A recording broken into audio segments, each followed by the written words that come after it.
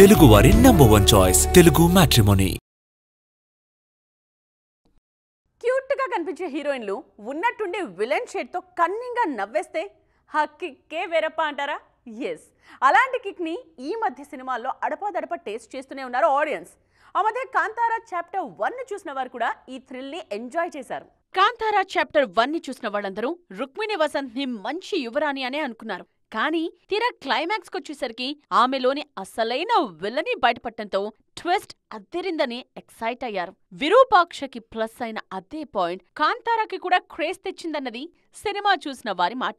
విరూపాక్షలో villain ఎవరు అనేది last వరకు సినిమాను సస్టైన్ చేసిన పాయింట్.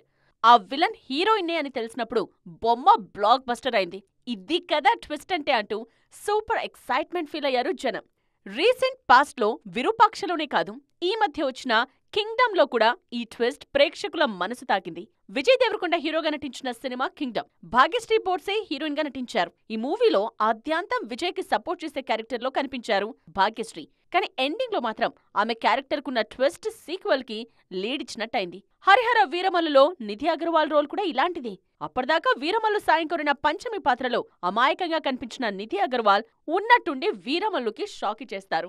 ఆ ట్విస్ట్ థియేటర్స్ లోనూ బాగానే పండింది. త్వరలోనే నెగటివ్ రోల్లో చేయడానికి రష్మిక కూడా యాక్సెప్ట్ చేశారు అన్నది ఒక వైరల్ న్యూస్. తెలుగువారి #1 చాయిస్ తెలుగు మ్యాట్రిమోనీ.